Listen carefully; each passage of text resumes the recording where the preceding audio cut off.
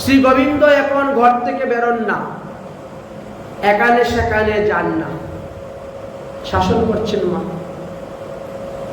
এদিকে দেবাদিদেব মহাদেবের বড় ইচ্ছা হলো, আমার এই পর্বতে এসেছেন আমার শ্রী গোবিন্দ, নন্দীশ্বর পর্বত, অতএব সেখানে গিয়ে একটু আমার প্রভুকে দর্শন করি।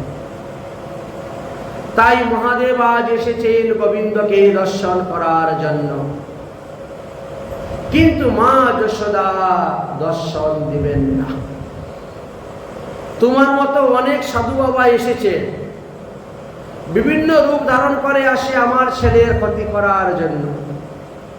তোমার পরনে বাঘের ছাল, গলার মধ্যে সর্প, গায়ের মধ্যে ভস্ম মাখা, মাথার মধ্যে বড় বড় জটা, এই রকম রূপ দেখলে তো আমার ছেলে ভয় পেয়ে যাবে। ওগো যোগী বাবা, আমি তোমাকে দর্শন দিব না, দর্শন দিব না, আমার ছেলে তোমাকে দেখাবো না। তখন মহাদেব কি করলেন, মা যশোদার সঙ্গে হট করে লাভ হবে না, তাই তিনি সেখান থেকে চলে গেলেন। নন্দগ্রাম হইতে 2 কিলোমিটার দূরে এক ঘন জঙ্গলে পুকুর ছিল একটি, সেই পুকুরের পাড়ে তিনি বসে গেলেন তপস্যা করতে। কারণ ভগবানের বয়স যখন 5 বৎসর হবে তখন তো তিনি গোচারণে যাবেন, তখন আমি তিনাকে দর্শন করে তার সঙ্গে মিলন করে তারপরে আমি কৈলাসে যাব, এর আগে কৈলাসে যাব না। এই আশা লাগিয়ে তিনি সেখানে বসে গেলেন। এদিকে যেই মাত্র মহাদেব চলে গেছেন, এমনি গোপালের কান্না শুরু হয়ে গেছে। কোনো কিছুতেই গোপালের কান্না বন্ধ হচ্ছে না। লোক পাঠালেন পূর্ণমাসীর কাছে, যাও যাও পূর্ণমাসীকে গিয়ে বলো আমার ছেলের কি হয়েছে, কান্না বন্ধ হচ্ছে। এই 84 কোটি ব্রজমণ্ডলের মধ্যে যুগমায়া পূর্ণমাসীর খুব নাম দাম, সবাই খুব মানে। তাই পূর্ণমাসী দেবী আসলেন, সমস্ত ঘটনা শুনলেন, জ্ঞান নেত্রে দ্বারা বুঝতে পারলেন সাক্ষাৎ মহাদেব এসেছিলেন। হরি হরের মিলন হবে, দর্শন করে আমি আমার নয়ন জুড়াবো। তাই পূর্ণমাসী বললেন, ওগো যশোদা, তুমি বড় ভুল করেছ। যে যোগী বাবা এসেছিল ইনি জন্মে জন্মেই গোপালের সঙ্গে সাক্ষাৎ করেন, গোপালের আরাধনা করেন, গোপালের প্রিয় ভক্ত। তাকে যেখানে পাও ডেকে নিয়ে আসো, তার কুলে গেলেই গোপালের কান্না বন্ধ হয়ে যাবে, গোপাল সুস্থ হয়ে যাবে। ইনি খুব ভালো মনের মানুষ, তিনি কোনো নকল রূপ ধরে আসেন নাই, এটাই তার আসল রূপ। তখন গোপীদেরকে চতুর্দিকে পাঠিয়েছেন, যাও গোপী ওই সাধু বাবাকে যেখানে পাবে সেখান থেকে ধরে নিয়ে আসিও। তারপরে সেখান থেকে গেলেন, জঙ্গলের থেকে নিয়ে আসলেন, যেখান থেকে মহাদেবকে ধরে নিয়ে আসলেন। এখন সেই স্থানের নাম হলো আশেশ্বর মহাদেব। ভগবান আশা লাগিয়ে সেখানে বসেছিলেন বলে তার নাম হলো আশেশ্বর মহাদেব। আর নন্দগ্রামে এসে যেখানে গোপালকে কোলে নিয়েছিলেন, গোপালকে আলিঙ্গন করেছিলেন, সেখানে হলেন নন্দীশ্বর মহাদেব। এইভাবে লীলা হলো। দেখতে দেখতে গোপালের 5 বৎসর বয়স হয়ে গেছে। সান্ডুল্য মুনিকে ডাকলেন, পাঞ্জিপুতি দেখা হলো। দেখে আবার গোপালের এখন গোচারণ লীলার শুভ দিন নির্ণয় করা হলো। দেখা গেল যে গোচারণের শুভ দিন হলো কার্তিক মাসের শুক্লপক্ষে অষ্টমী তিথি, যাকে আমরা গোপাষ্টমী বলি। এই গোপাষ্টমী তিথির দিনে গোপাল গোচারণে যাবেন। এই জন্য গোপালকে ভালো করে সাজিয়ে দেওয়ার জন্য সবাই বললেন। মা যশোদা গোপালকে ভালো করে সাজিয়ে দিয়েছেন, বেত্র, সিংহা, বাঁশি, এমনকি দুপুরের খাওয়া দাওয়ার দ্রব্য আদি দিয়ে গোপালকে ভালো করে সাজিয়ে দিয়েছেন। মা যশোদা বলছেন, গোপাল তুমি ছোট ছোট গাভীর বৎসগুলাকে নিয়ে আজ গোচারণে যাও। তুমি বেশি দূরে যাইও না বাবা, তুমি নিকটে থাকিও, তুমি কাছে থাকিয়ে বাঁশি বাজিও, আমি যেন বাঁশির সুর শুনতে পাই। ওই কালো বর্ণের আছে ধনু, সেটাই না যাইও কানু, এটা বড় দুষ্ট, কখন ঘুষ মেরে দিবে, কখন বা লাথি মেরে দেয় ঠিক নেই।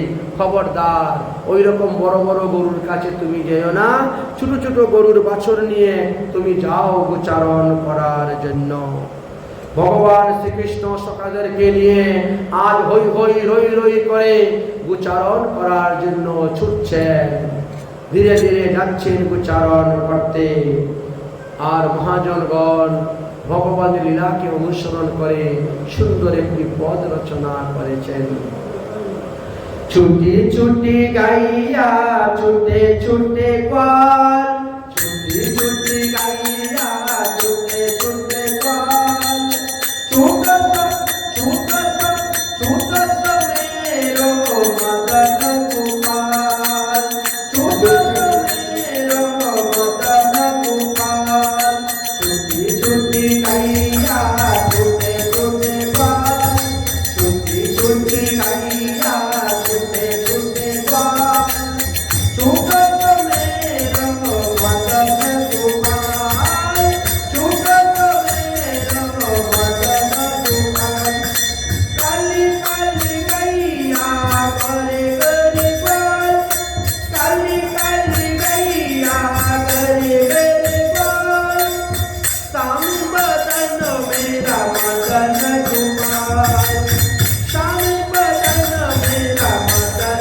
গোপাল, ছুটি ছুটি গাইয়া ছুটে ছুটে গোয়াল, ছুটি ছুটি গাইয়া ছুটে ছুটে গোয়াল, ছুটত ছুটত ছুটত মেরো মদন গোপাল, ছুটত মেরো মদন গোপাল, আগে আগে গাইয়া পিছে পিছে গোল, আগে আগে গাইয়া পিছে পিছে গোল, পিছি মেরো মদন গোপাল, পিছি মেরো মদন গোপাল, ছুটি ছুটি গাইয়া ছুটে ছুটে গোল, ছুটত মেরো মদন গোপাল, ঘাস কাপে গাইয়া ছুটি পিছে গোল, ঘাস কাপে গাইয়া ছুটি পিছে গোল, মাখানে খাবে মেরো মদন গোপাল, ছুটি ছুটি গাইয়া ছুটে ছুটে গোল, ছুটত ছুটত ছুটত মেরো মদন গোপাল, ছুটত মেরো মদন গোপাল, ছুটি ছুটি লকটি ছুটি ছুটি হাত, ছুটি ছুটি লকটি ছুটি ছুটি হাত, বংশী বাজাবে মেরো মদন গোপাল, বংশী বাজাবে মেরো মদন গোপাল, ছুটি ছুটি গাইয়া ছুটে ছুটে গোয়াল, ছুটি ছুটি গাইয়া ছুটে ছুটে গোয়াল, ছুটত মেরো মদন গোপাল,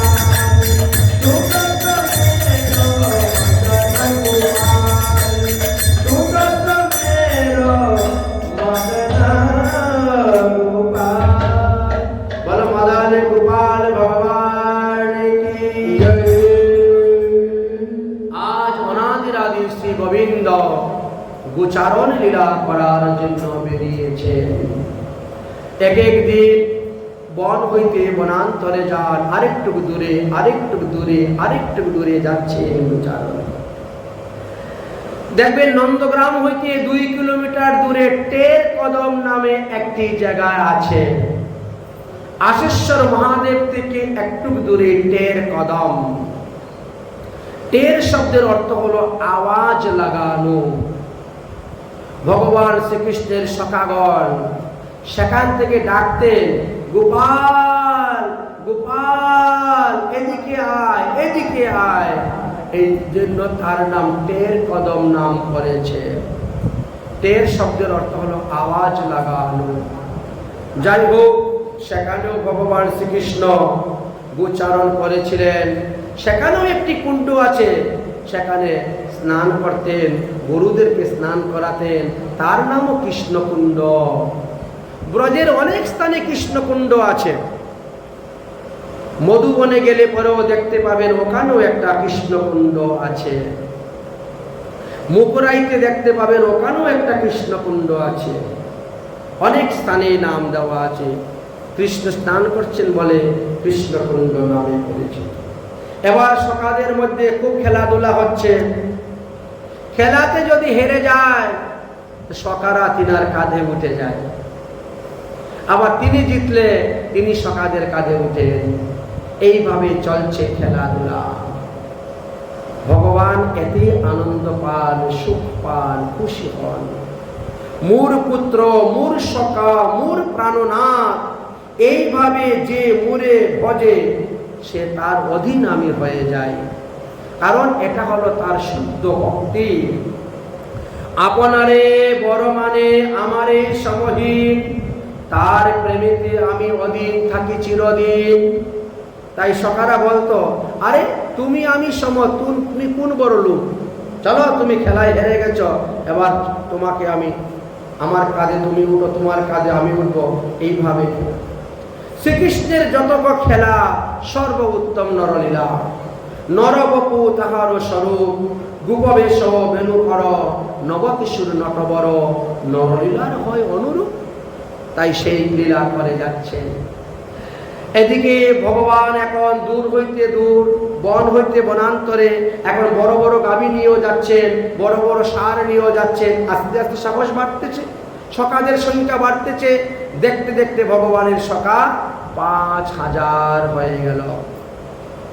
যেদিন বনে যে লীলা হয়, সমস্ত সখারা এসে বাড়িতে বলেন, কৃষ্ণ আজকে এই লীলা করেছে, কৃষ্ণের সঙ্গে আজকে এই খেলা করেছে। কংস জানতে পারল কৃষ্ণ গোচারণে বেরিয়েছেন। এবার অসুরকে পাঠানো যাবে। এতদিন নন্দীশ্বর পর্বতে ছিল বলে কোনো অসুরকে পাঠাই নাই, এখন সুযোগ অসুর পাঠানো। তাই তিনি বৎসাসুর নামে এক অসুরকে পাঠাইলেন। বৎসাসুর এক বৎসের রূপ ধারণ করে আসলো, যেহেতু গোপাল বৎসকে ভালোবাসে, এই জন্য বৎসাসুর বৎসের রূপ ধারণ করে ঘাস খেয়ে খেয়ে গোপালের কাছে আসছে। সামনে এসেই লাঠি মারব, গোপালকে পেলে মেরে দিব। কিন্তু ভগবান বুঝে ফেললেন। যখনই বৎসাসুর 2 পা তুলে কৃষ্ণকে লাঠি মারতে চেয়েছে, কৃষ্ণ এমনি তার 2 পা ধরে নিয়েছে। ধরেই মাথার উপর তুলে আরম্ভ করছেন তাকে ঘোরাতে। ঘোরাতে ঘোরাতে তার নাকে দিয়ে মুখে দিয়ে রক্ত বেরোতে শুরু হলো। তারপর ছেড়ে দিয়েছেন। একটা পাথরের মধ্যে পরে আঘাত পেয়ে সেই বৎস মারা গেল। যখন মারা গেল তখন তার আসল রূপ, তখন বৎস রূপ তার করে সেই অসুরের রূপ ধারণ করে বিকট শরীর নিয়ে মারা গিয়েছে। সখারা বাড়িতে এসে বলছেন, কৃষ্ণ আজকে একটা মস্ত বড় অসুরকে মেরেছে, বৎসাসুর নামক অসুরকে মেরেছে। যাই হোক, কিছুদিন আরো গোচারণ করা হলো। এবার বকাসুর নামক অসুরকে পাঠালেন। সে ছিল পুতনা রাক্ষসীর ভাই। কংস বলল, তোমার বোনকে মেরেছে কৃষ্ণ, তাকে মেরে তোমার ভগ্নী হত্যার প্রতিশোধ নাও। তাই বকাসুর আসলেন, এক মস্ত বড় বকের রূপ ধারণ করে। এসে তিনি দাঁড়িয়েছেন একটা পুকুরের তীরে। সখারা বলছে, দেখ দেখ, আমরা তো আমাদের জীবনে এত বড় বক কোনোদিনও দেখি নাই রে, চল চল চল। বক দেখতে দেখতে বকের কাছে গেছেন, বক তো কিছুই করে না। দেখ, বকটা বড় ভালো রে, বড় শান্তশিষ্ট রে। সখারা গিয়ে বকের গায়ে হাত দিচ্ছেন, তার পায়ের মধ্যে হাত দিচ্ছেন, পা ধরতেছেন, বক কিছুই করে না। আরে আয় আয় কানাই, এদিকে আয়, এদিকে আয়, ধর ধর, বকটা ধর। যেই কানাই এসেছে এমনি বক্ষপ করে ধরে ফেলেছে। কানাইকে গিলে ফেলে দিবে। কানাইকে যখন গিলে ফেলে দিল, বক গিলে ফেলতে চেষ্টা করছে, ভগবান তখন তার সঙ্গে যুদ্ধ করতে শুরু করলেন। যুদ্ধ করতে করতে তাকে মাটিতে ফেলে দিলেন। এক পা দিয়ে চেপে ধরেছেন, আর দুই হাত দিয়ে এক চঞ্চু, বকের চঞ্চু দুইটা, এক চঞ্চুকে পা দিয়ে চেপে ধরেছেন, আর এক চঞ্চু দুই হাত দিয়ে ধরে টান যখন মেরেছেন, একবারে বককে ফিরে দিয়েছেন। এইভাবেই বকাসুর মারা গেল। কংসের আরো ত্রাস বেড়ে গেল। আরো কিছুদিন পরে কংস কি করলেন? অগাসুর নামক এক অসুরকে পাঠাইলেন। এদিকে সকাগণ বাড়িতে এসে বলছে, আজ কৃষ্ণ মস্ত বড় একটা বকাসুরকে মেরেছে, সংবাদ চলে। কিন্তু অগাসুরকে যখন বধ করা হলো, অগাসুর মারার 1 বৎসর পরে সকারা বলল, কৃষ্ণ আজ একটা মস্ত বড় অগাসুর মেরেছে। রাজা পরীক্ষিত বললেন, এটা কেন হলো? প্রতিদিনের নিত্য নিয়মের লীলা তারা বলে যায়, কিন্তু অগাসুর মরার পরে 1 বৎসর কেন গেল? কেন কেউ বলল না? সুখদেব বললেন, এই 1 বৎসর ছিল ব্রহ্মমোহন লীলা। কারণ যেদিন অগাসুর বধ হয়েছিল, সেদিন ভগবান সখাদেরকে নিয়ে একটি অন্য নতুন বনে উচ্চারণ করতে গিয়েছেন। জানা নেই, শোনা নেই, চিনা নেই, ওরা তো এক একদিন এক এক বনে যাচ্ছে নতুন নতুন। সেখানে যাওয়ার পরে দেখেন এক মস্ত বড় পর্বত। আসলে ওটা পর্বত ছিল না, ওটা ওই অজগরের দেহ ছিল। অগাসুরের এমন বড় শরীর ছিল, আর এমন ভাবে মুখ প্রসারণ করে বসেছে, একটা হলো মাটির নিচে আর এক হলো আকাশে। কেউ অজগর সর্পের মুখ বলে বুঝতে পারবে না। জিহ্বাটা লম্বা করে পেতে আছে। সকারা তো ওর জিহ্বার মধ্যে লাফালাফি করে উঠতেছে। দেখ কি সুন্দর তুলার মতো রাস্তা, প্লেন রাস্তা, কোনো বালু নাই, কাঙ্কর নাই, ইট নাই। দেখ দেখ দেখ, এত সুন্দর গুফা তো আমরা কোনোদিন দেখিনি। এই পর্বতের ভিতরটা দেখে লাল টকটকা হয়ে আছে, কি সুন্দর লাগছে রে, কি সুগন্ধ বেরোচ্ছে রে। এই চল চল চল, ওখানে ঢুকে একটু বিশ্রাম করি, ঘুমাই। ভগবান বলছেন, সবার খাওয়া দাওয়া যা কিছু আছে গাছের মধ্যে, শিকার মধ্যে বেঁধে রাখো, তারপরে ঢুকলেন। কিন্তু যতক্ষণ ভগবান শ্রীকৃষ্ণ না ঢুকবে, ততক্ষণ পর্যন্ত অগাসুর তার মুখ বন্ধ করছে না। ভগবান সবই জানেন, সবই বুঝেন। সকারা ডাকতেছে, আয় আয় কানাই, আয় আয়, দেখ দেখ, এমন এমন গুফা আমরা কোনোদিন দেখি নেই। যেই ভগবান ঢুকে গেলেন, এমনি অজগর সার মুখ বন্ধ করে দিল।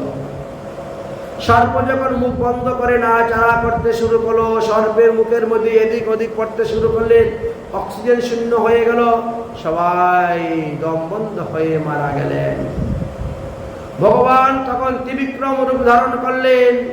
অজগর সর্পের ব্রহ্মরন্ধ্র ফেটে গেল, অজগর মারা গেল, অর্থাৎ অগাসুর মারা গেল।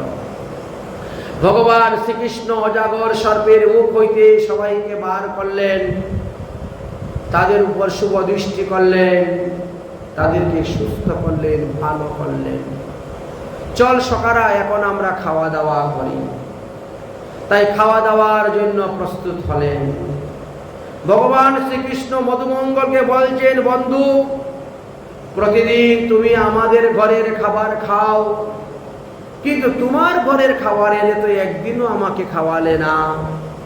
যাও, আজ তোমার ঘর থেকে নিয়ে আসো, আজকে আমি তোমার ঘরের খাবার খাবো।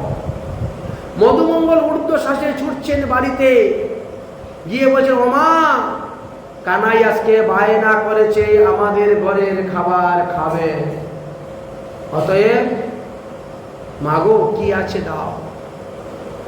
তার মা বলছেন, বাবারে, তোর বাপ তো ভিক্ষা করতে গিয়েছে, না আসলে তো খাবার কিছু নেই, এখন আমি কি দিব। আর ভিক্ষা করে তিনি আসবেন, তারপরে রান্না বান্না করতে করতে তো বিকাল 1টা 2টা 3টা বেজে যাবে, অতক্ষণ তো গোপাল থাকবে না। এক কাজ করি, আজ 3 দিনের বাসি কিছু দই আছে, 3-4 দিনের পুরানো দই কিছু হাড়ির মধ্যে পড়ে আছে, কত অনেক টক হয়ে গেছে, গন্ধ হয়ে গেছে, অত গোপাল খাবে না। তাজা তাজা দই খায় না, আর বাসি টক খাবে। বলে শোন, দই যত টক হয় করি তত স্বাদিষ্ট হয়, তাই আমি আজকে করি বানিয়ে দিব। বৃন্দাবনে ব্রজমণ্ডলে করি বড় প্রসিদ্ধ খাবার। বলে যেতে আমরা যেমন কোনো উৎসব অনুষ্ঠান করলে ডাইল একটা করতেই হবে, সে মুগ ডাইল হোক আর ছোলার ডাইল হোক, ডাইল একটা থাকা চাই। আর ব্রজেতে উৎসব অনুষ্ঠান হলে করি থাকা চাই, করি থাকতে হবে। বেসন দিয়ে লাড্ডু বানিয়ে আগে ভাজবে, বেসনের পকোড়ি করে দিতে দেওয়া হয়, বুঝলেন? তারপরে কি হয়, ওই মিঠা নিম পাতা কারি পাতার ছক দেওয়া হয় করির মধ্যে, মেথি ছক মারবে, শুকনা লঙ্কা আদা তেজপাতা দিয়ে আর ওই কারি পাতা দিয়ে ছক মেরে দইটাকে দিয়ে দিবে ওর মধ্যে।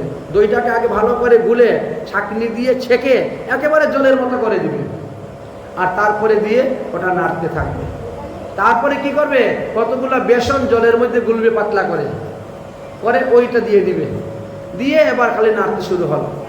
আস্তে আস্তে আস্তে আস্তে দই করি সব ফেটে ফুটে একেবারে সুন্দর একটা হয়ে গেল। খেতে একটু ঝাল লাগবে, একটু নুন নুন লাগবে, একটু টক টক লাগবে। খুব প্রসিদ্ধ করি। কেউ যদি কোথায় যেতে হয় করি খেয়ে যাবে, করি শুভ। কোথায় বেড়াতে যেতে গেলেও করি খেয়ে যাবে, গাড়ি ধরবে, বুঝলেন? করি পকৌড়ি বেসন কা রাস্তা পাকালে স্টেশন কা। স্টেশনে গিয়ে গাড়ি ধরবেন তো করি পকৌড়ি খেয়ে যাবেন। দুধ খেয়ে কখনো কোথায়ও যেতে নাই, দুধ খাওয়া অমঙ্গল। আপনি দুধ খেয়ে বেরোন, রাস্তায় গিয়ে দেখবেন গাড়ি পাচ্ছেন না, কতক্ষণ দাঁড়িয়ে থাকবেন গাড়ির জন্য। এই গাড়ি ধরে যেতে যেতে ওই গাড়ি বেরিয়ে চলে গেছে, শেষ। বিশ্বাস না করেন দেখবেন। এই জন্য দুধ খাওয়ার পরে অন্য কিছু খেতে হবে, হয়তো পান খাও, না হলে অন্য কিছু খাও, তাহলে ওই দুধ কাটবে, না হলে দুধ খাইয়ে গেলেই বিপদ। দধি মঙ্গল, দই খেয়ে যাও, আপনার সব কিছুতে মঙ্গল, সব কাজে মঙ্গল হবে। তবে আবার রাত্রিবেলা দই খাওয়া নিষিদ্ধ, কিন্তু ওই রাতের বেলা দই খেতে যায় না। আর কোনোদিন নিষিদ্ধ নেই, সব দিন দই খাওয়া যায়। তবে চাতুর্মাস্য নিয়মে আবার দধি নিষিদ্ধ আছে, এটা কিন্তু মনে রাখবেন। দিনেও খেতে নেই, রাত্রেও খেতে নেই, 1 মাস। এত ভিন্ন আর কোনো সমস্যা নেই। আর দ্বাদশী দিনে তো, একাদশী দিনে তো দইয়ের আরো বিশেষ মহিমা। একাদশী দিবসে যদি আপনি নিজের হাতে দই বানিয়ে দই পেতে ভগবানকে ভোগ দিয়ে পান, আপনার তো এমনি শ্রী সম্পত্তি বৃদ্ধি হইতে থাকবে, বুঝলেন? একাদশীতে দধির এমনই মহিমা। তো বাজারের কিনা দই কিন্তু খেতে যাবেন না একাদশী দিন, তাহলে কিন্তু ব্রতটাই নষ্ট হয়ে যাবে। আজকালকার যা ভেজাল জিনিসের মধ্যে, তাই একাদশী দিনে যতটা পারা যায় শুদ্ধ সদাচার ভাবে থাকতে হবে, খেতে হবে। যাই হোক, এবার করি বানিয়ে দিয়েছেন মধুমঙ্গলের মা, সেই করি নিয়ে মধুমঙ্গল রওনা হয়েছে। মধুমঙ্গল যেতে যেতে চিন্তা করলো, 4 দিন আগের বাসি দইয়ের করি বানিয়ে দিয়েছেন, যদি এইটা মুখে দিয়ে গোপাল থুতু করে ফেলে দেয়, তাহলে সকালের সামনে আমি এত লজ্জা পাবো, আমার আর মুখ দেখানো থাকবে না। অতএব আমি আগে একটু খেয়ে দেখি কেমন হয়েছে, পরে গোপালকে খেতে দিব। মধুমঙ্গল যাচ্ছে, একটু মুখে দিয়ে দেখ, বাহ স্বাদ হয়েছে তো, আর একটু খাই, গোপাল তো এত খেতে পারবে না, আর একটু খাই। এইভাবে ওই একটু মুখে দিচ্ছে, খাচ্ছে, আবার হারতেছে, আর একটু মুখে দিচ্ছে, খাচ্ছে, আবার হারতেছে, মানে এমনই স্বাদ হয়েছে। গোপাল তো এত খেতে পারবে না, তাই আমি খাই, খাচ্ছে আর যাচ্ছে। সেই দিন ব্রহ্মা এসেছিলেন ব্রহ্মলোক থেকে ভগবানের বাললীলা দর্শন করার জন্য। এদিকে ভগবান শ্রীকৃষ্ণ সমস্ত সখাদেরকে নিয়ে তো গোল হয়ে বসে আছেন, মধুমঙ্গল আসলে পরে খাওয়া শুরু হবে। এই জন্য সবার খাবার বেড়ে বসে আছেন। কৃষ্ণ দেখছেন মধুমঙ্গল আসছে, মধুমঙ্গল, আরে মাসিমা আমার জন্য খাবার বানিয়ে দিচ্ছেন আর তুমি সব খেয়ে নিচ্ছ। বলে কৃষ্ণ উঠে দিয়েছে এক দৌড় মধুমঙ্গলকে ধরার জন্য। মধুমঙ্গল যখন ঢক ঢক করে মুখের মধ্যে ঢুকে যাও, একবারে গাল দুটা ফুলে গেছে, সব ঢুকিয়ে দিচ্ছে। কৃষ্ণ দুই গালের মধ্যে দিয়েছে কিল, ফুট করে একবার বেরিয়ে গেছে। আর কৃষ্ণের নাক, মুখ, চোখ, গাল সব ভরে গেছে। মধুমঙ্গল জিহ্বা দিয়ে কৃষ্ণের গাল চাটতে শুরু করে দিয়েছে, আর কৃষ্ণ মধুমঙ্গলের গাল চাটতে শুরু করে দিয়েছে দুজনে। এখন গাল চেটে খাওয়া শুরু। আমরা তো হাত চেটে খাই একটু ভালো ভালো হলে, আর ওখানে গাল চেটে খাওয়া শুরু হয়ে গেছে। সেখানেই ব্রহ্মার মোহ হয়ে গেল। ভগবান তো কারো উচিষ্ট খায় না, ভগবানকে তো কেউ কখনো উচিষ্ট দেয় না, তাহলে এই কৃষ্ণ স্বয়ং ভগবান নন, এই কৃষ্ণ তাহলে অন্য কেউ হবে। পরীক্ষা করে দেখি ইনি আসল ভগবান, স্বয়ং কৃষ্ণ না নকল কৃষ্ণ। এই জন্য ভগবান যখন খাওয়া দাওয়ায় মত্ত ছিলেন, তখন ভগবানের সমস্ত গোবৎসগুলাকে চুরি করে নিয়ে চলে গেল।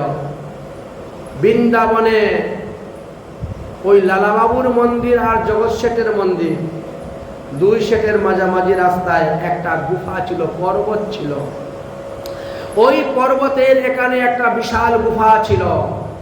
ওই গুফার ভিতরে সমস্ত গরু বৎসগুলাকে ঢুকিয়ে দিয়ে মোহনিদ্রায় নিদ্রিত করে পাথর চাপা দিয়ে পর্বতের দরজার মুখ বন্ধ করে দিয়ে ব্রহ্মা চলে আসলেন।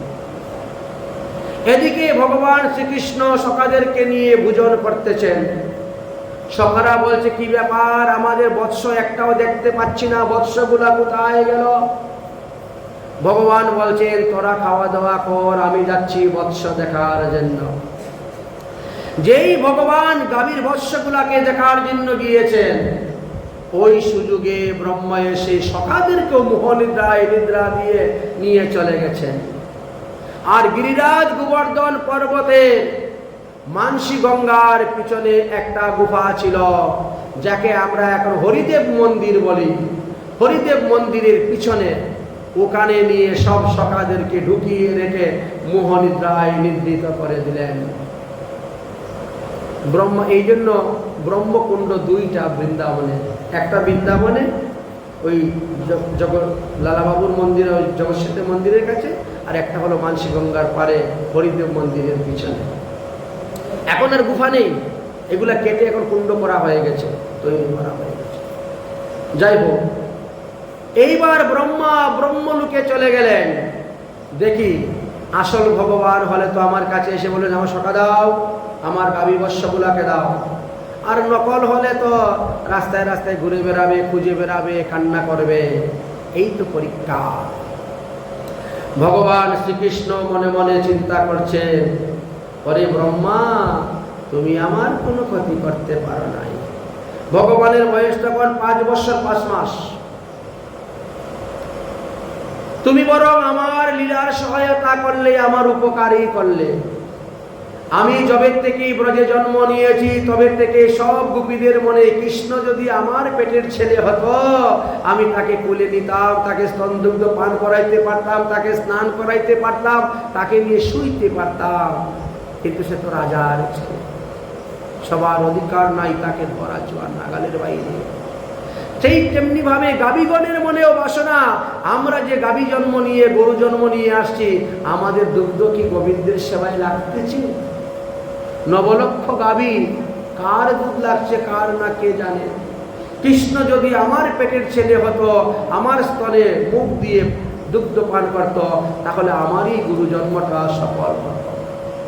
তাই গোবিন্দ আজ সব সখাদের রূপ, সবাই গাভী বৎস তিনি হয়ে গেলেন। যতগুলা সখা চুরি করেছিল, যতগুলা গাভী বৎস ব্রহ্মা নিয়েছিলেন চুরি করে, ভগবান ততগুলা সখা, ততগুলা গাভী বৎস হয়ে প্রত্যেক মায়ের কাছে চলে গেলেন, তাদের মনোবাসনা পূর্ণ করছেন। এই বিশ্ব ব্রহ্মাণ্ডের মধ্যে এই লীলা গোপন কেউ জানে না, একমাত্র যুগমায়া পূর্ণমাসী দেবী জানেন ভগবানের এই লীলা। তাই পূর্ণমাসী দেবী বলছেন, এই বৎসরটা অত্যন্ত উত্তম বৎসর।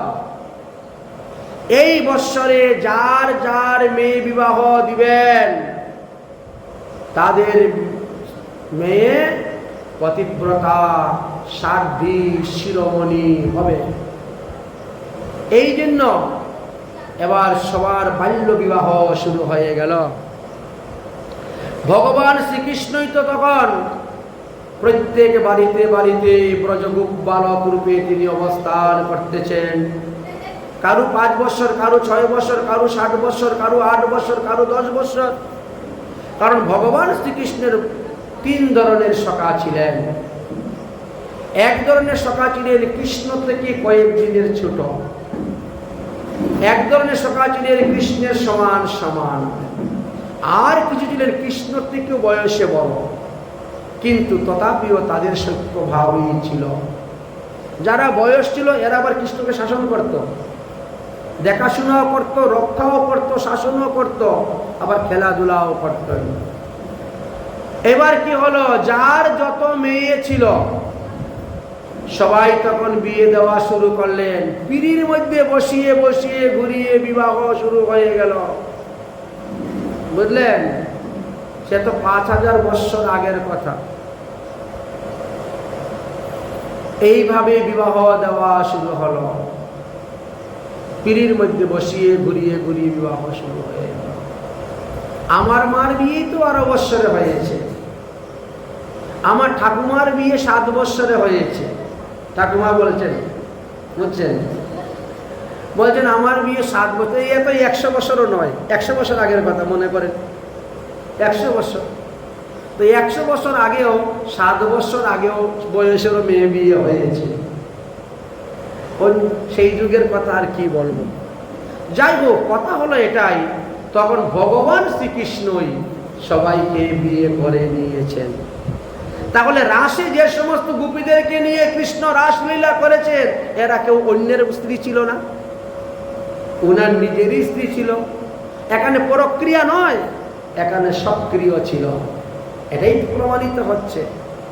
যাই হোক, কিন্তু বিভিন্ন রূপে বিভিন্ন বাড়িতে ছিলেন। এক একটা ছেলে তখন 2টা-3টা করে বিয়ে করছে, যার যেটা কয়টা আছে দিয়ে দিচ্ছেন বিয়ে। 1 বৎসর পর্যন্ত কিন্তু এই লীলা চলছে। ব্রহ্মমোহন লীলা 1 বৎসর, আর 1 বৎসর ধরে বিয়ের ধুমধাম চলছে। কারণ এই বৎসরটা শুভ বৎসর। এই বৎসরে যে বিবাহ দিবে যার মেয়ে, তার মেয়ে সত্যি সাক্ষী শিরোমণি হবে, পতিব্রতা রমণী হবে, পতি সোহাগিনী হবে। দেখতে দেখতে 1 বৎসর পূর্ণ হওয়ার মাত্র 5 দিন বাকি আছে। আর সেই সময়ে ব্রহ্মা আসলেন। দেখি তো ভগবান কি করছেন। এসে দেখেন ভগবান তো গোচারণ করছেন, সখাদের সঙ্গে খেলা করছেন, গাভীর বৎসগুলাকে রাখতেছেন, হই হই রই রই চলছে। আরে কি, আমি যাদেরকে নিয়ে শয়ন করালাম রাখলাম, তাদেরকে কৃষ্ণ নিয়ে আসলো কেমন করে? তাহলে তো এই আসল ভগবান। আর আসল ভগবান যিনি, তিনি কর্তুম অকর্তুম সব করতে পারেন। তিনি আর ব্রহ্মার অপেক্ষা রাখতে হবে না, সব করতে পারেন। ব্রহ্মা তখন গেলেন বৃন্দাবনে, গিয়ে গুফার দরজা খুলে দেখেন, না, আমি যাদেরকে শয়ন করিয়েছি এরা তো ঘুমিয়ে আছে, মোহনিদ্রায় ঘুমিয়ে আছে। তাহলে কি আমি নকল গাভী বৎস নিয়ে আসলাম, নকল সখাদেরকে নিয়ে আসলাম, আসলদেরকে নিয়ে কৃষ্ণ লীলা করতেছে?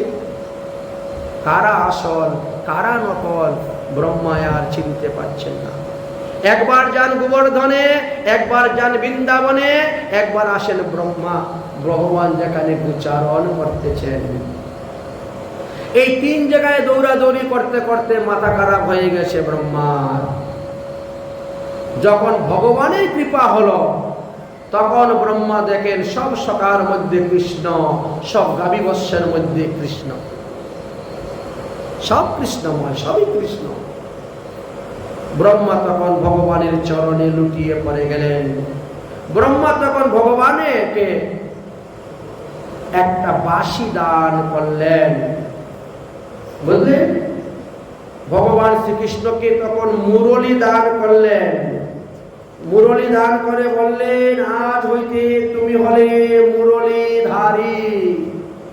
ব্রহ্মা ভগবানের নাম রেখেছেন কি? বংশীধারী। এই হলো ভগবানের এক নাম, বংশীধারী বা মুরলীধারী নাম ভগবানের হয়েছিল।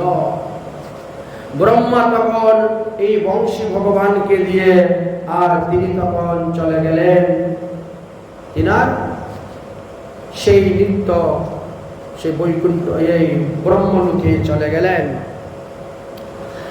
যাই হোক, এখন ব্রহ্মা এই বংশীটা কোথায় পেয়েছিলেন? এটি হলো প্রথম প্রশ্ন। বললেন যে কোনো এক সময় ব্রহ্মা ব্রহ্মলোকে এক বিশাল যজ্ঞ করেছিলেন। সেই যজ্ঞতে 24.5 পর্ব যুক্ত একটি বাঁশ প্রকট হয়েছিল। 24.5 পর্ব যুক্ত একটা বাঁশের আবির্ভাব হয়েছিল। সেই বাঁশ দিয়ে ব্রহ্মা কি করেছিলেন? 4টা ধনুষ বানিয়েছিলেন। 4টা ধনুষ বানিয়েছিলেন, বানিয়ে তিনি সেখানে রেখেছিলেন। তো যে 4টা ধনুষ বানিয়েছিলেন তার মধ্যে প্রথম একটা ধনুষ বানিয়েছিলেন 9টি পর্ব নিয়ে। 9টি পর্ব নিয়ে যে ধনুষ বানিয়েছিলেন তার নাম ছিল সাঙ্গ ধনুষ। আর ওই সাঙ্গ ধনুষ তিনি ভগবান বিষ্ণুকে দিয়েছিলেন অসুরাদিকে বধ করার জন্য, জয় করার জন্য। তারপরে 60টি পর্ব নিয়ে একটি ধনুষ বানালেন, তার নাম হলো পিনাক ধনুষ। সেটা তিনি দান করলেন শিবকে, মহাদেবকে। হরধনু যার নাম বলি আমরা। তারপরে কি করলেন? 5টি পর্ব নিয়ে একটি ধনুষ বানালেন, সেটা হলো কুদণ্ড ধনুষ। সেটা দিলেন ইন্দ্রকে। তারপরে 3টি পর্ব নিয়ে একটি ধনুষ বানালেন, তার নাম হলো গান্ধী। এটা দিলেন অগ্নিদেবকে। অগ্নিদেব খাণ্ডপ্রস্থ দাহের সময়ে অর্জুনকে দান করেছিলেন এই যে অর্জুনের গান্ধী। আর মহাদেব তিনার হরধনু দান করেছিলেন পরশুরামকে। পরশুরাম সেটা জনকপুরে রেখে গিয়েছিলেন। দেখেন ক্রম অনুসারে কোন কোন ধনুষ কিভাবে এসেছিল, এই তত্ত্ব কথা এখানে আলোচনা করা আছে। অতএব সেই ধনুষ, সেই পর্ব তারপর রয়ে গেল। প্রথমে 9 আর 7 16, তারপরে 5, 16 আর 5 21, আর তারপরে 3 24। এইভাবে বাঁশের 24টা গাঁট শেষ হয়ে গেল। 24 পর্ব শেষ, রইল অর্ধ পর্ব। সেই অর্ধ পর্ব দিয়ে তিনি বাঁশি বানিয়েছিলেন। বানিয়ে ব্রহ্মলোকে এতদিন সেই বাঁশির পূজা করেছেন।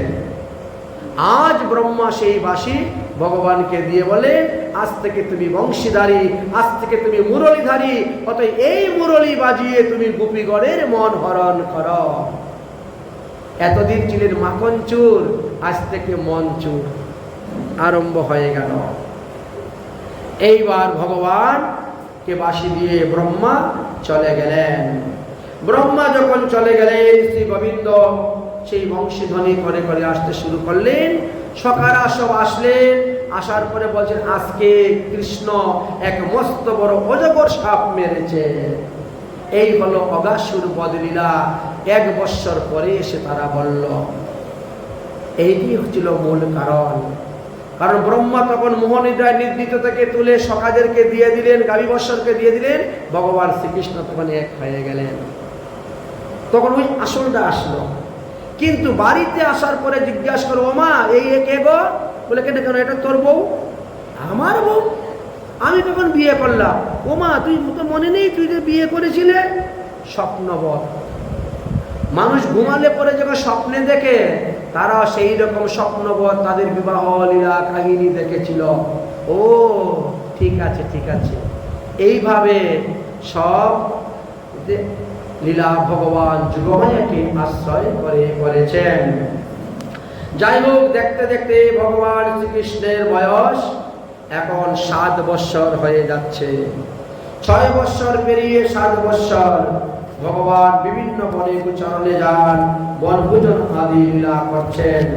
ভগবান শ্রীকৃষ্ণ যখন নন্দগ্রাম থেকে বাঁশি বাজিয়ে বাজিয়ে তিনি গোচরণে যান, তখন বর্ষানার ওই পাহাড়, আলতা পাহাড়ের উপরে দাঁড়িয়ে সবাই গোবিন্দকে দেখতে থাকে, গোবিন্দের বাঁশির সুর শুনতে থাকে। গোবিন্দের বাঁশির সুর শুনে তারা সব পাগল হয়ে যায়, মুগ্ধ হয়ে যায়। এমনই গোবিন্দের বাঁশির সুর তাদের মন প্রাণকে গোবিন্দ হরণ করে নিচ্ছেন বাঁশি বাজিয়ে। শ্রী গোবিন্দের বাঁশির এতটাই শক্তি ছিল যে কৃষ্ণ যখন বাঁশি বাজান, গাভীদের নাম ধরে ডাকেন, গাভীরা হাম্বা হাম্বা করে তিনার কাছে চলে আসে। যমুনা উজান বয় এই বাঁশির সুরে। বাঁশির মধ্যে 7টা স্বর ছিল ছন্দ। প্রথম রন্ধ্রের টানে যুগিচারে ধ্যান, দ্বিতীয় রন্ধ্রের টানে যমুনা উজান, তৃতীয় রন্ধ্রের টানে সতীচারে পতি, চতুর্থ রন্ধনের টানে ভুলের পশুপতি, পঞ্চম রন্ধন টানে ধায় রাখাল ঘর, ষষ্ঠ রন্ধ্রের টানে ফিরে ধনুগণ। এইভাবে এক একটা ছিদ্রের এক এক রকম শক্তি ছিল। সকারা মনের আনন্দে যাচ্ছেন, গোপীরা প্রতিদিনই দেখেন, আর গোপালকে প্রাণ গোবিন্দ, প্রাণবন্ধু, প্রাণপ্রিয়তম বলে তারা মনে মনে ভাসে। কবে আমরা গোপালকে আমাদের স্বামী রূপে পাবো, কবে বা তার সঙ্গে আমরা মিলন করব, এটাই ছিল তাদের মনে কামনা বাসনা। দেখছেন কিন্তু কোনো কথা বলা হচ্ছে না। একে অন্যকে দেখে একে অন্যের রূপের কথা, গুণের কথা আলোচনা হয় পরস্পর। সখা সখাদের সঙ্গে বলে, সখীরা সখীদের সঙ্গে বলছে। একদিন সখাগণ বলছেন, ভাই গোচারণ করতে আসছি, দেখ কি সুন্দর তালের গান পাওয়া যাচ্ছে রে, চল না বন্ধু একটু তাল খেয়ে আসি। কৃষ্ণ বলছেন, ওখানে যাওয়া যাবে না, ধনুকাসুর থাকে।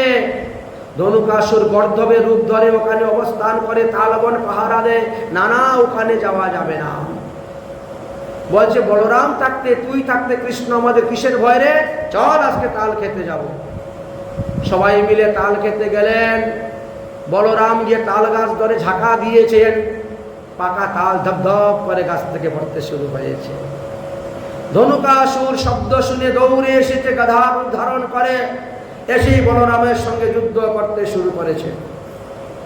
বলরাম তাল গাছ তুলে তার সঙ্গে আরম্ভ করলেন যুদ্ধ। যুদ্ধ করতে করতে ধনুকাসুরকে মেরে দিলেন।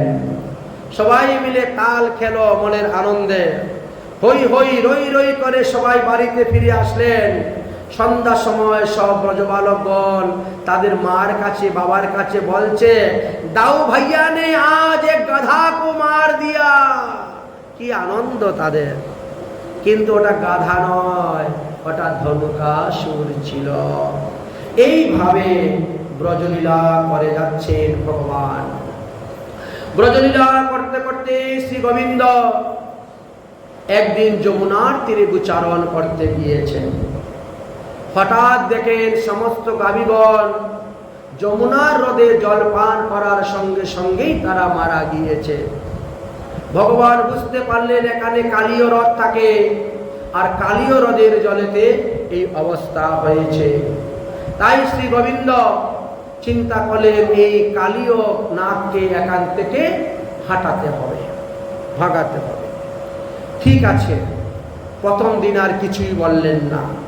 সখাদেরকে পুনরায় জীবিত করে দিলেন, গাভীদেরকে জীবিত করে দিলেন, পরে সেখান থেকে গোচারণ করে বাড়ি ফিরে চলে আসলেন। পরের দিন বলছেন, আবার যাব যমুনার তীরে গোচারণ করতে, চলো। ওই দিন রাধারানীর একটা উড়না ছিঁড়ে গিয়েছিল, তাই রাধারানী উড়নাটা ফেলে দিয়েছেন। মধুমঙ্গল সেই উড়নাটা পেয়েছে, উড়নাটাকে ভালো করে ঘুরিয়ে ঘুরিয়ে ঘুরিয়ে ঘুরিয়ে একটা কাপড়ের বল বানিয়েছে, চতুর্দিকে ভালো করে আবার সেলাই টিলাই করে একটা বল বানিয়েছে। আজকের খেলা হবে এই বল দিয়ে মারামারি, একজনে আরেকজনকে মারবে বল দিয়ে, কাপড়ের বল দিয়ে খেলা। যমুনার তীরে যাওয়া হয়েছে, গরুগুলাকে চতুর্দিকে ছেড়ে দেওয়া হয়েছে, শুরু হয়েছে বল জ্ঞান খেলা শুরু হয়ে গেল। মধুমঙ্গল তো মেরেছে কৃষ্ণর গায়ের মধ্যে একটা, এসে পড়েছে, এবার বলটা ধরল কৃষ্ণ, ধরে দেখলেন যে বাহ, আজকে তো শক্তিমান এক হয়ে গেলাম। রাধারানীর প্রসাদী কাপড় পাওয়া মানে সাক্ষাৎ রাধারানী। গুরুদেবের একটা প্রসাদী কাপড় যদি কেউ পায় তাহলে মনে করবেন ওটাই তার গুরু কৃপা, বুঝেছেন? ঠিক তেমনি ভাবে গুরু শক্তি পেয়ে গেলেন, তাই রাধারানীর প্রসাদী কাপড় পেয়েছেন। মধুমঙ্গল, তুমি আমাকে মেরেছ, এখন আমি তোমাকে মারব, অভিনয় করছেন কৃষ্ণ। মধুমঙ্গলকে মারবেন বলে অভিনয় করে এমন জুড়ে মেরেছেন একেবারে কালীয় হ্রদের মধ্যে বলটা ফেলে দিয়েছে। মধুমঙ্গল তো রেগে গিয়েছে, আজকে সকালবেলা আমি এই কাপড়ের বলটা বানিয়ে আনলাম আর তুমি ফেলে দিলে যমুনার জলে, আমার বল নিয়ে আসো, আমার বল নিয়ে আসো, আমার বল আমাকে দিতে হবে। কৃষ্ণ বলছে ঠিক আছে তাহলে যাচ্ছে।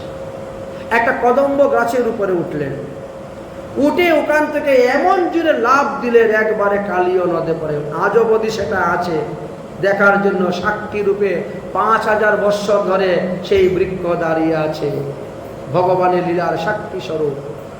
যদিও যমুনা নদী একটু দূরে চলে গেছেন, কিন্তু সেই লীলার স্থানটা তো এখনো বাঁধিয়ে রাখা আছে, যেখানে কালীয় হ্রদ ছিল, কালীয় নাগ উদ্ধার করেছিলেন। যখন পড়েছেন ভগবান ঝাঁপ দিয়ে কালীয় হ্রদে, কালীয় নাগের স্ত্রী ছিল অনেক, বহু স্ত্রী ছিল, তারা সবাই মূর্তিমন হয়ে এসে বলছে, হে বালক, তুমি কেমন করে এখানে আসলে? তাড়াতাড়ি পালাও পালাও, কালীয় নাগ এখন ঘুমাচ্ছে। আমরা তো মা, আমরা বুঝি অন্য মায়ের বেদনা। এই কালীয় হ্রদের জল যে পান করে সে মারা যায়, কালীয় হ্রদের উপর দিয়ে কোনো পাখি উড়ে গেলে পরে মরে যায়, এত বিষাক্ত জল। আর তুমি কেমন করে এর মধ্যে আসছো? কেন আসছো? এখান থেকে পালাও। বলে আমার বলটা এখানে পড়ে গেছে, তো ওটা তো কাপড়ের বল, প্লাস্টিকের বল হলে তো জলে ভাসবে, আর কাপড়েরটা জল চুষে কাপড় আস্তে আস্তে নিচে চলে গেছে, অতএব আমার বলটা আনতে, তুমি থাকো ভালো, আমরা গিয়ে তোমার বল, না না আমার বলে আপনার কেউ হাত দিবেন না, ছুবেন না, ধরবেন না, আমার বলটা আমি আনবো। আরে তুই মরে যাবি তো? না না মরবো না, মরবো না, এই যদি আমার কিচ্ছু হবে না, আমি ছোটবেলার থেকেই ওই বিষ খেয়ে অভ্যাস আছে, বিষ খেতে খেতে আমার শরীরও বিষাক্ত হয়ে গেছে, অতএব এতে কিচ্ছু হবে না। গিয়েছেন, বলটাকে নিয়ে আসবেন, কিন্তু দেখলেন কালীয় নাগ ঘুমাচ্ছে। ঘুমন্ত অবস্থায় তো তার সঙ্গে মারামারি করা যাবে না, এই জন্য তার লেজের মধ্যে একটা দিলেন লাথি, ইচ্ছা করি গোবিন্দ। লাথিকে এই কালীয় নাগের ঘুম ভেঙে গেছে। যেই মাত্র দেখেছে কালো রঙের এক বালক, এমনি সে আরম্ভ করলো যুদ্ধ। ভগবানও তার সঙ্গে যুদ্ধ করতে করতে কালীয় নাগের সহস্র ফণাকে ভেঙে দিয়েছেন। কালীয় নাগের ফণার মধ্যে উঠে তাণ্ডব নৃত্য করতে শুরু করেছেন, এমন জুড়ে জুড়ে লাথি মারতে শুরু করেছেন, কালীয় নাগ রক্ত বমি করতে আরম্ভ করেছে। কালীয় নাগের স্ত্রীগণ সব স্তুতি করতেছেন গোবিন্দকে, ছেড়ে দাও ছেড়ে দাও, আমাদের প্রভু মরে গেলে আমাদের কি করতে হবে? ভগবান বলেন ছাড়তে পারি, একটা শর্ত আছে। শর্ত কি? এখান থেকে তোমাকে রমণক দ্বীপে চলে যেতে হবে, এইখানে তুমি থাকতে পারবে না। কালীয় নাগ বলেন গরুর পাখির ভয়েতে আমি ভীত হয়ে এখানে এসে শরণাপন্ন হয়েছিলাম। সৌবরী ঋষির অভিশাপ ছিল বৃন্দাবনে গরুর পাখি আসতে পারবে না, তাই আমি এখানে এসে শরণ নিয়েছিলাম। কিন্তু এখান থেকে রমণক দ্বীপে গেলেও তো গরুর পাখি আমাকে খেয়ে ফেলবে। ভগবান বললেন আমার চরণ চিহ্ন তোমার মাথার মধ্যে আছে, আমারই চরণ চিহ্ন তোমার মাথার মধ্যে আছে, অতএব গরুর পাখি তোমাকে খাবে না। তুমি সপরিবারে এখান থেকে চলে যাও রমণক দ্বীপে, না হলে আমি তোমার বংশ রাখবো না, শেষ করে দেব। চলে যাও সব বংশ, এক্ষুনি বেরো যমুনা থেকে, বৃন্দাবন থেকে। প্রভু আমার ভয় পাচ্ছে। গরুরের ভয় নেই, আমি তোমার পিছনে পিছনে যাচ্ছি, আমি তোমাকে রমণক দ্বীপে পৌঁছিয়ে আসবো, আমি তোমার পিছনে পিছনে যাচ্ছি, তুমি চলো আগে আগে তোমার সপরিবার নিয়ে। কখনো পিছন দিকে ফিরে তাকাবে না বৃন্দাবনের দিকে। যদি বৃন্দাবনের দিকে ফিরে তাকাও তাহলে তুমি পাথর হয়ে যাবে। তার আমি বুঝবো কেমন করে তুমি যে আসছো আমার পিছনে? বলে আমার চরণের নপুরের ধ্বনি শুনতে পাবে, আমি যে যাচ্ছি নপুরের ধ্বনি শুনতে পাবে। ঠিক আছে, চলছেন চলছেন, চলতে চলতে বৃন্দাবন হইতে 16 কিলোমিটার দূরে চলে গেছেন। তারপরে আর নপুরের ধ্বনি শোনা যাচ্ছে না। কালীয়নাগ তখন বৃন্দাবনের দিকে ফিরে, সত্যি কৃষ্ণ আসছেন কিনা, যেই ফিরে তাকিয়েছে এমনি পাথর হয়ে গিয়েছে। আজ পর্যন্ত কালীয়নাগের সেই পাথর মূর্তি আছে। বৃন্দাবন হইতে 12 কিলোমিটার 16 কিলোমিটার দূরে আপনাদেরকে যেতে হবে। সেটা চৌমার কাছাকাছি জায়গা, ব্রহ্ম বনের কাছাকাছি, ব্রহ্মবন বা চৌমার কাছাকাছি। গ্রামের নাম হলো জৈত গ্রাম, কারণ ওখানে জয়ধ্বনি দেওয়া হয়েছিল গোপালের, এই জন্য জৈত গ্রাম নামে পরিচিত। গোপাল যখন অগাসুরকে মেরেছিলেন তখন ওখানে গোপালের নামে জয়ধ্বনি দেওয়া হয়েছিল।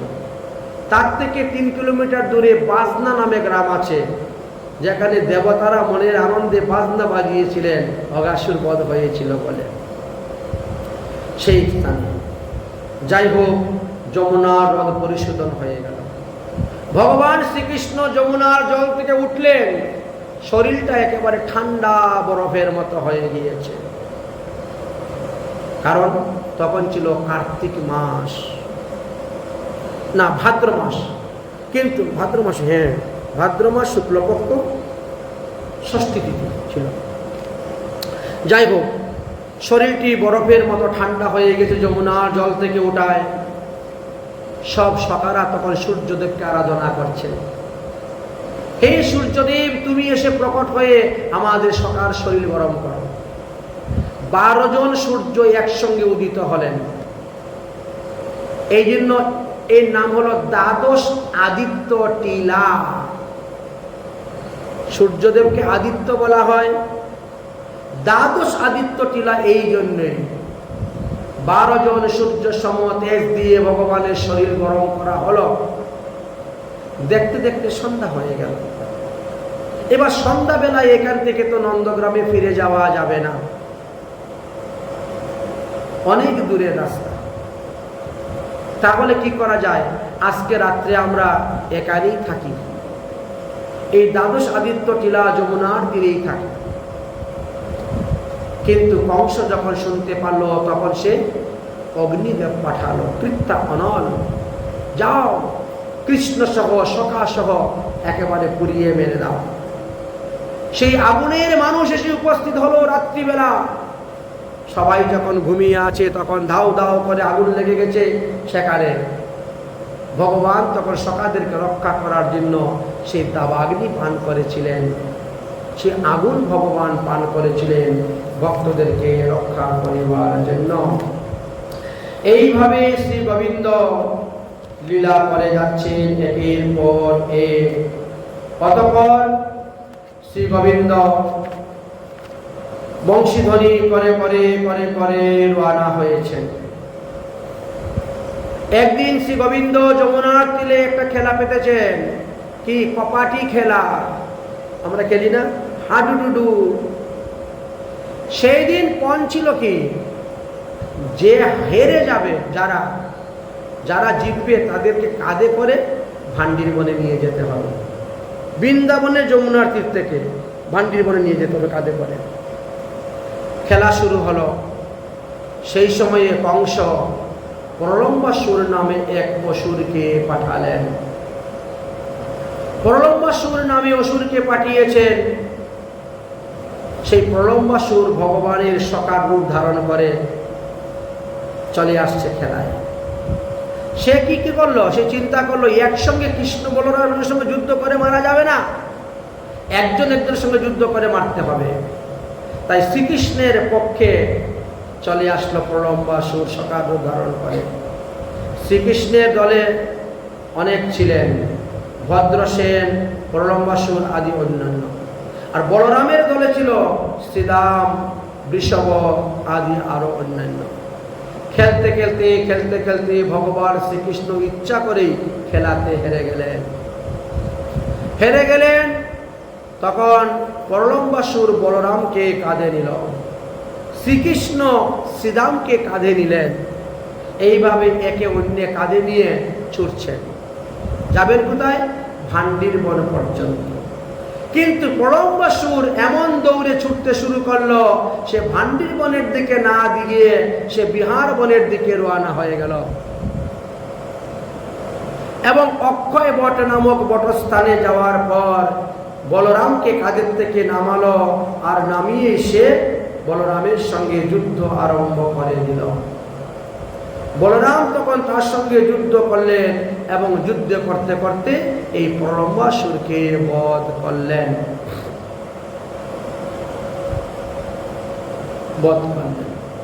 পরীক্ষিত মহারাজ বললেন, ভগবান শ্রীকৃষ্ণ অসুর নিধনের জন্য আসলেন, তিনি ধনুকাসুরকেও বধ করলেন না, প্রলম্বাসুরকে বধ করলেন না কেন? বলরাম কেন করলো?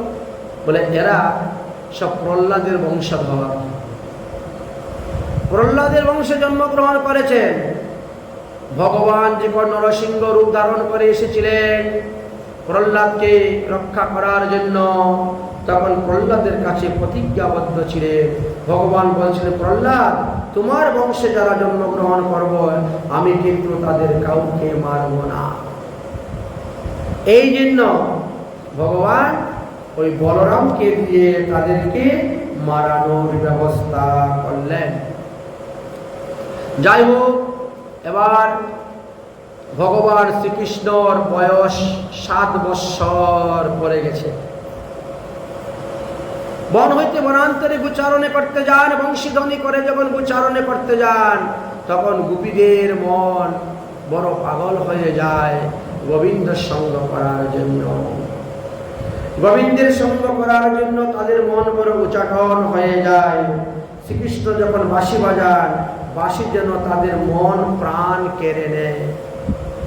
যেমন একটা মৃত দেহ দেখে শরীরের মধ্যে পড়ে থাকে, গোবিন্দের রূপ দেখিয়া তারা একেবারে ভুলে যেতেন, আমি কি রূপ হেরিনি মধুর মূরতি প্রীতি রসের সার, হেন রয় মনে এতিল ভুবনে তুলনা নাহি কয়ার। শ্রীকৃষ্ণের রূপ দর্শন করে দিন দিন রাধা রানীর লালসা বৃদ্ধি হচ্ছে। প্রথমে আসলো লালসা কৃষ্ণকে দেখার জন্য, তারপরে আসলো উদ্বেগ, তারপরে আসলো জাগরণ, তারপরে তাবন, তারপরে ক্ষীণতা, তারপরে জাড্যমা, তারপরে ব্যগ্রতা, তারপরে ব্যাধি, তারপরে উন্মাদ, তারপরে মোহ, শেষে যেন কৃষ্ণকে না দেখলে মরেই যাব, মৃত্যু, এমন অবস্থায় এসে উপস্থিত হয়েছে। সখীগণ তখন কি করবেন? অনেক বুঝিয়ে সুজিয়ে রাধারানীকে বললেন, ওগো, তোমার তো আয়ান কুশের সঙ্গে বিয়ে হয়ে গেছে, তুমি এখন কুলবধূ, তোমার শাশুড়ি আছেন, তোমার ননদিনী আছে, তারা যদি দেখতে পায় তাহলে তোমার নামে কলঙ্ক হবে। অতএব তুমি ওইভাবে কৃষ্ণ দর্শন লালসা মনের মধ্যে বাড়াইও না। তুমি 2 কুলে কুল দিয়েছ, অতএব তুমি সাবধান হও, সাবধান সাবধান। রাধারানী বলছেন, কি করব? কৃষ্ণ না দেখলে আমি থাকতে পারছি না। তখন বললেন, মনে মনে কৃষ্ণকে ডাকো, কৃষ্ণকে স্মরণ করো। দেখে স্বপ্নে যদি কৃষ্ণ আসেন, স্বপ্নে যদি কৃষ্ণের সঙ্গে তুমি আলিঙ্গন করো, মিলন করো, তাহলে কেউ তোমাকে রাধা কলঙ্কিনী বলবে না। তাই রাধারানী মনে মনে কৃষ্ণকে স্মরণ করতে করতে ঘুমিয়ে পড়লেন। স্বপ্নে গোবিন্দ আসলেন। গোবিন্দ এসে স্বপ্নে তিনাকে দর্শন দিলেন। স্বপ্নে গোবিন্দকে দর্শন পেয়ে তিনি বড় কৃতার্থ হয়ে গেলেন, ধন্য হয়ে গেলেন। সকালবেলা হেঁট মাথা করে বসে বসে চিন্তা করছেন, রাত্রিবেলা গোবিন্দ কি সাক্ষাৎ এসেছিলেন না আমি স্বপ্নে দেখেছি, বুঝতে পারছেন না। এক সখী এসে বলছে, ওগো রাধে, তুমি হেঁট মাথা করে বসে আছো কেন? রাধারানী বলছেন, আমি আজ গোবিন্দকে দর্শন করেছিলাম। গোবিন্দ তিনার অধর দিয়ে আমার অধর চেপে ধরেছিলেন, আমাকে চুম্বন আলিঙ্গন করেছেন, কিন্তু যখন ঘুম ভাঙলো তখন আর গোবিন্দকে দেখতে পেলাম না। সাক্ষাৎ গোবিন্দ এসেছিলেন না স্বপ্নে এসেছিলেন তাও আমি বুঝতে পারছি না। সখীরা বলছে, তাহলে তুমি যে গোবিন্দকে দেখেছ তার বেশভূষা, তার আকৃতি প্রকৃতি আমাদের নিকটে বর্ণন করো। রাধারানী তখন সেই সমস্ত ভাব, আকৃতি প্রকৃতি আদি বর্ণন করেছিলেন। অতঃপর গোপীগণ রাধারানীকে নিয়ে যমুনার তীরে গেলেন জল ভরার ছলনায় গোবিন্দের সঙ্গে মিলনের জন্য। কিন্তু চাইলেই তো মিলন হবে না, কারণ এই মিলন যুগমায়া দ্বারা হয়ে থাকে। আমিও না জানি সখীগণ, এই গোপীগণের রাধা গোবিন্দের মিলন কখন কিভাবে হবে বলা যায় না। যাই হোক, মহাজনগণ এই নিয়ে অনেক পদ রচনা করে গিয়েছেন। সব পদ গান গাওয়া সম্ভবপর হয় না। রাধারানী গোবিন্দকে দর্শন করার জন্য বিভিন্ন স্থানে সেদিন ভ্রমণ করলেন, কিন্তু দর্শন হলো না। যখন যাকে পান গিয়ে বলেন, সে বলে এখানে নই ওখানে দেখেছি, ওখানে নই সেখানে দেখেছি। রাধারানী ছুটছেন। राधा ढूंढे रे रहे किसी ने मेरा शाम देखा, किसी ने मेरा शाम देखा, किसी ने मेरा शाम देखा। ओ राधा ढूंढे रे रहे किसी ने मेरा शाम देखा, राधा ढूंढे रे रहे किसी ने मेरा शाम देखा। राधा तेरी शाम हमने मथुरा में देखा, मथुरा में। राधा तेरी शाम हमने मधुबन में देखा, मधुबन में देखा हमने मधुबन में देखा। बंशी बजाते हुए राधा तेरी शाम देखा, राधा ढूंढे रहे किसी ने मेरा शाम देखा। राधा तेरी शाम हमने गोकुल में देखा, गोकुल में देखा हमने, गोकुल में देखा। गाइया चराते हुए राधा तेरी शाम देखा। ओ राधा ढूंढे रहे किसी ने मेरा शाम देखा। राधा तेरी शाम हमने वृंदावन में देखा, वृंदावन में देखा हमने, वृंदावन में देखा।